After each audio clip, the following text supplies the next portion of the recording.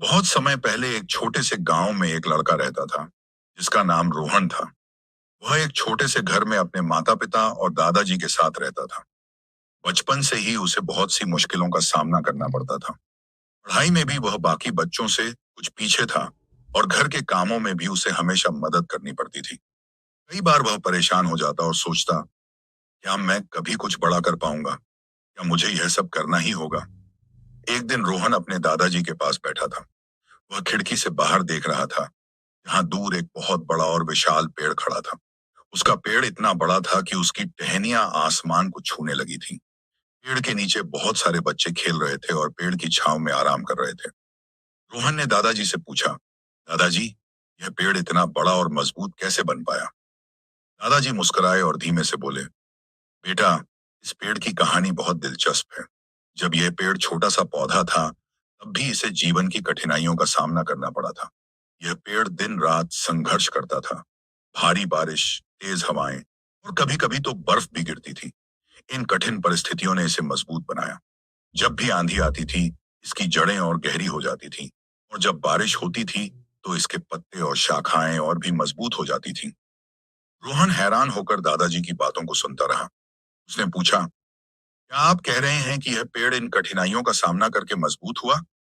दादाजी ने धीरे से सिर हिलाया और कहा, हाँ बिल्कुल। तुम्हें यह समझने की जरूरत है कि किसी भी बड़े काम को करने के लिए तुम्हें मुश्किलों का सामना करना ही पड़ेगा।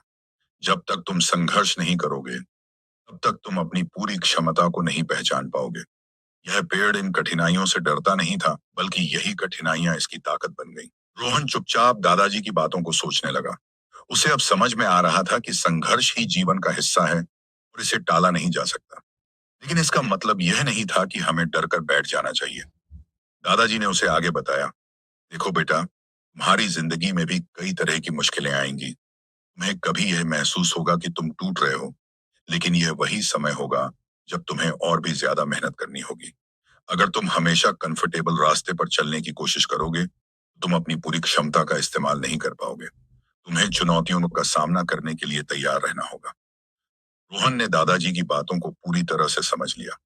अगले कुछ हफ्तों में वह अपनी पढ़ाई और घर के कामों में और भी ज्यादा मेहनत करने लगा। उसकी मुश्किलें पहले से भी ज्यादा बढ़ गईं, लेकिन उसने कभी हार नहीं मानी। वह जानता था कि हर कठिनाई उसे और मजबूत बनाएगी, जैसे वह विशाल पेड़ जो आंधी और तूफान का सामना कर रहा था। कुछ महीने बाद रोहन का जीवन पूरी तरह बदल गया। उसने अपनी पढ़ाई में पहले से कहीं बेहतर परिणाम प्राप्त किए।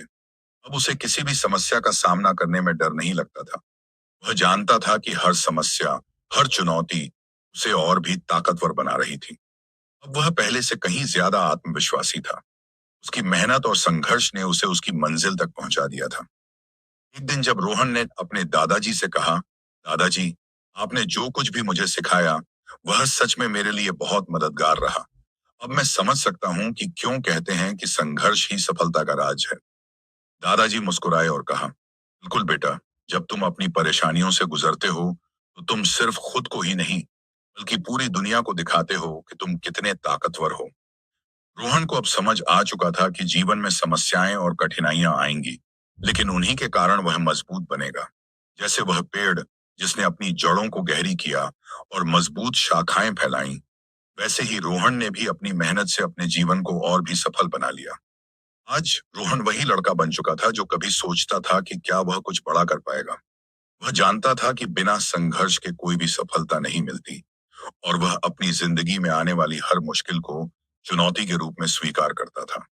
उसकी सोच अब पूरी तरह बदल चुकी थी। अब उसे यह समझ में आ गया था कि जीवन की कठिनाइयों के बिना सफलता की कोई असली कीमत नहीं होती।